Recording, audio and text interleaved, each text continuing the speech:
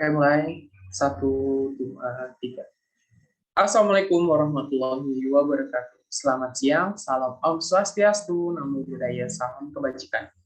Kembali lagi bersama kelompok 1 mata kuliah Bahasa Indonesia Teknik Geologi 2021, kelas Indralaya, yang berkesempatan pada pertemuan kali ini yang akan membahas kedudukan, fungsi, dan kekuatan hukum bahasa Indonesia.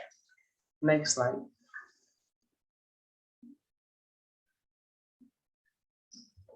Anggota kelompok 1 terdiri dari pertama, Rizky Andra Prasetya selaku moderator, kedua, Faiz Hadi Anafin, ketiga, Devianto Kurniawan, keempat, Zaki Nurul Zaid, kelima, Anissa Nurjana, keenam, Hanaya Syafarah Aulia, ketujuh, Aisyah Fatimah, dan kedelapan adalah Cesaria Rahmadini.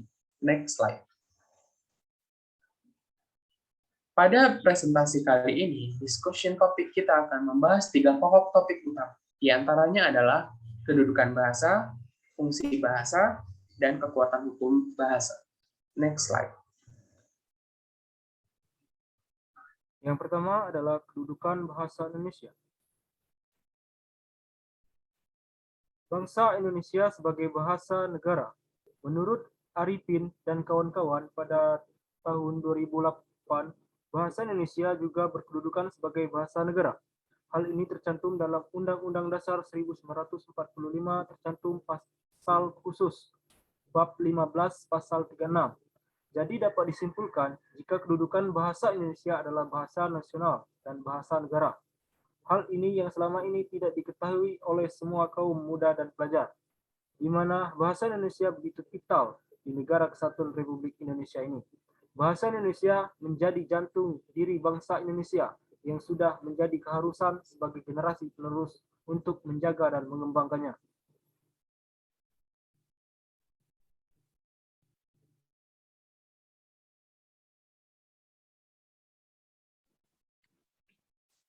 Selanjutnya, bahasa Indonesia sebagai bentuk nasionalisme. Nasionalisme adalah paham atau ajaran untuk mencintai bangsa dan negara sendiri, menurut Alwi dan kawan-kawan pada 2003. Jadi nasionalisme adalah kesadaran masyarakat suatu negara secara ikhlas dan rela berkorban untuk bangsa dan negaranya sendiri. Rasa cinta dan bangga menggunakan bahasa Indonesia akan memupuk rasa bangga terhadap NKRI yang mempengaruhi pada semangat utuh dan kuatnya Indonesia ini. Peran kaum muda dan pelajar memiliki peran sentral pada pelaksanaannya dengan tidak menyampingkan bahasa Indonesia dan mengeluh-elukan bahasa asing. Akan tetapi justru terus berusaha menduniakan bahasa kebangsaan kita, bahasa Indonesia.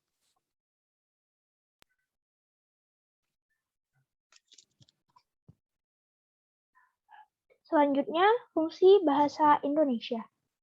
Yang pertama merupakan lambang jati diri bangsa, yaitu menampakkan ciri khas sekaligus membedakan bangsa Indonesia dari bangsa-bangsa lain di dunia.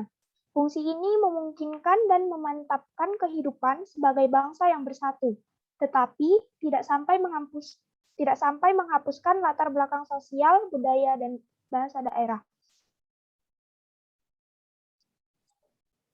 Kemudian yang kedua itu ada lambang kebanggaan bangsa.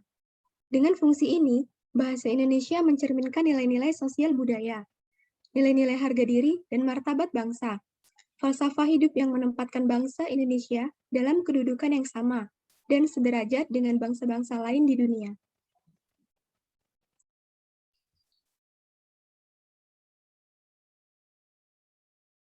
Yang ketiga, pendukung kebudayaan nasional.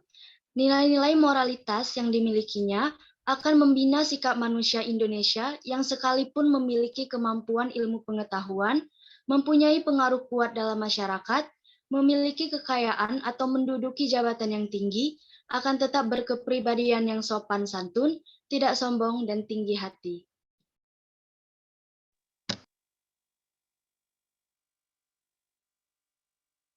Lalu, kekuatan hukum bahasa Indonesia. Dasar hukum bahasa Indonesia. Masyarakat perlu menyadari penggunaan bahasa Indonesia dalam kegiatan pemerintahan hingga bisnis sudah menjadi kewajiban. Ketentuan tersebut diatur dalam Undang-Undang Nomor 24 Tahun 2009 tentang bendera, bahasa, dan lambang negara dan diperkuat dalam Peraturan Presiden Nomor 63 Tahun 2019 tentang penggunaan bahasa. Sehingga posisi bahasa Indonesia lebih diutamakan dibanding bahasa asing lainnya, khususnya dalam perjanjian bisnis.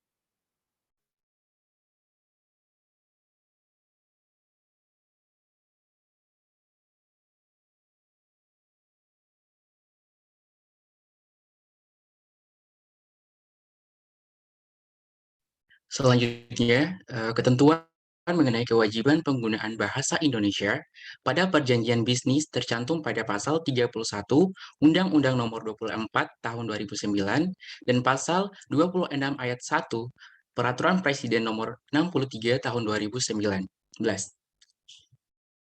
Kemudian pasal tersebut memuat redaksi serupa dengan bunyi bahasa Indonesia wajib digunakan dalam nota kesepahaman atau perjanjian yang melibatkan lembaga negara, instansi pemerintah Republik Indonesia, lembaga swasta Indonesia, atau perseorangan warga negara Indonesia.